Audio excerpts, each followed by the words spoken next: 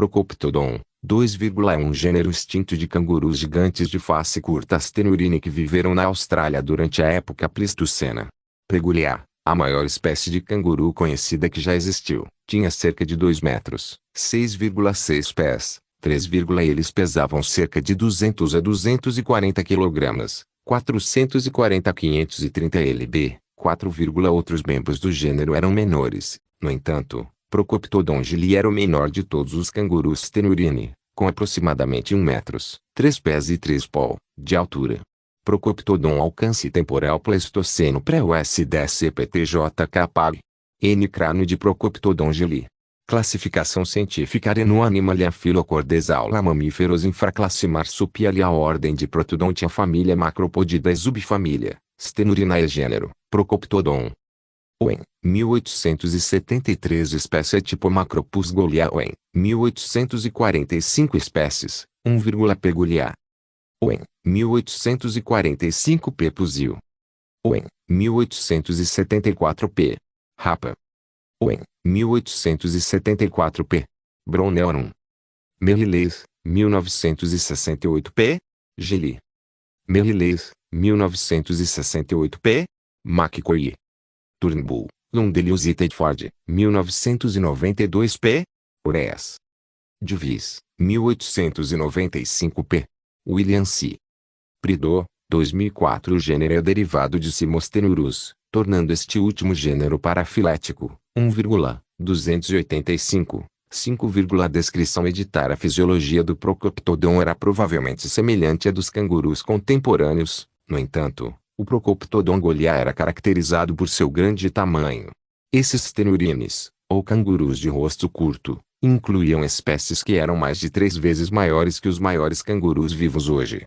O maior, peculiar, tinha 2,7 metros, 8 pés e 10 pol, de altura e pesava até 240 kg, 530 lb, 6, esses animais viviam ao lado de espécies modernas de cangurus, mas se especializavam em uma dieta de folhas de árvores e arbustos.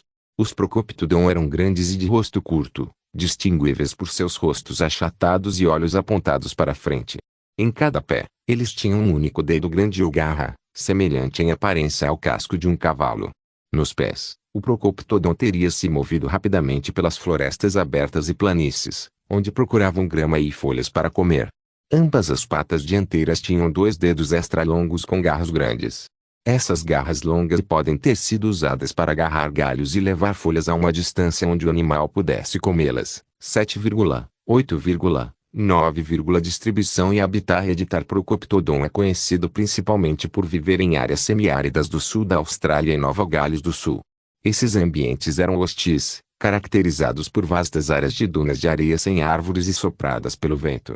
No entanto, a área ao redor do lago Menindee, no oeste de Nova Gales do Sul, tinha um clima mais frio e úmido na época em que Procoptodon existia.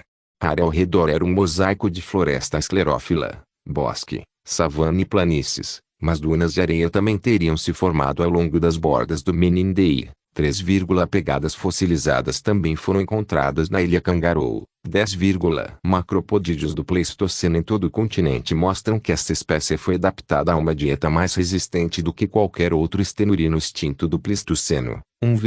17 Através do estudo da composição isotópica do esmalte dentário de Pegoliá, além das características biomecânicas do osso, foram deduzidas pistas dietéticas e comportamento alimentar. 17, os caracteres osteológicos fornecem evidências da capacidade de Pegoliá de lidar com vegetais fibrosos e consumo de sal.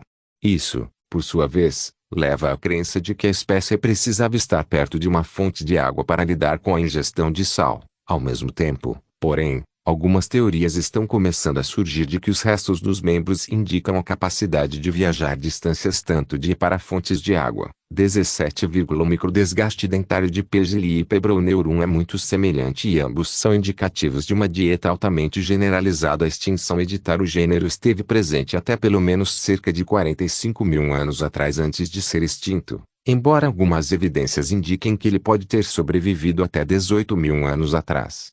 Sua extinção pode ter sido devido a mudanças climáticas durante o Pleistoceno. 3, ou a caça humana, 7, aqueles que apoiam a hipótese de um processo de extinção mediado por humanos citam que a chegada dos humanos à Austrália continental ocorreu quase na mesma época do desaparecimento dessa espécie. 19, mais evidências de que essa extinção foi facilitada pela interação humana é que o período em que a extinção ocorreu foi caracterizado por um clima relativamente estável. 19, no entanto, nenhuma evidência de predação ou consumo de pegolhá por humanos foi encontrada no registro fóssil. 19, alguns pesquisadores especularam que a substituição de plantas nutritivas e sensíveis ao fogo por uma flora menos inflamável e menos nutritiva, causada pelo desmatamento humano causado pelo fogo na Austrália, desempenhou um grande papel na extinção de pegolhá e de outras megafaunas australianas há cerca de 50 mil anos que há.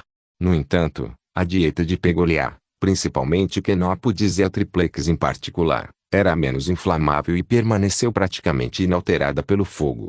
Esses padrões de dieta refutam as teorias de que a extinção de pegolhá foi devido em grande parte à redução no suprimento de alimentos pelo fogo. 7, ao mesmo tempo, devido aos ciclos de reprodução prolongados dos cangurus, sua capacidade de aumentar o número populacional após a predação humana era altamente limitada. 17, fatores ambientais. Editar foi demonstrado que cangurus que vivem em ambientes secos e áridos apresentam maiores densidades de esmalte dentário, causadas pela hidratação indireta através do consumo de plantas herbáceas.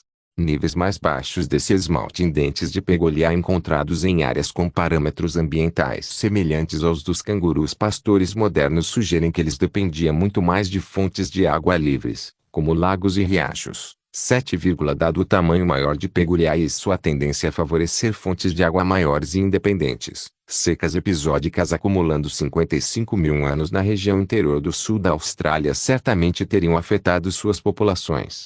No entanto, registros mostram que tais secas caracterizaram esta região pelos 7 milhões de anos anteriores, com pegolhá sobrevivendo a múltiplos episódios intensamente secos durante este período. Qualquer período de reduções significativas na precipitação não ocorreu até 5.000 ou 10.000 anos após a extinção aproximada de pegolhá 45 a 50 mil anos, 20 mil anos antes do último máximo glacial de alta aridez. Esses fatores refutam especulações de que tais secas poderiam ter desempenhado um papel significativo na extinção de pegolhá. 7, algumas evidências apoiam ambas as alegações de que a extinção de pegolhá pode ter sido devido a mudanças climáticas durante o Pleistoceno. 3, ou a caça humana. 7, pegolhá, dependendo fortemente de água parada, era mais vulnerável à seca. Isso pode explicar por que o canguru vermelho sobreviveu à crescente aridez e pegolhá não. No entanto, também há evidências que sugerem que os humanos podem ter uma influência significativa na extinção de pegolhá.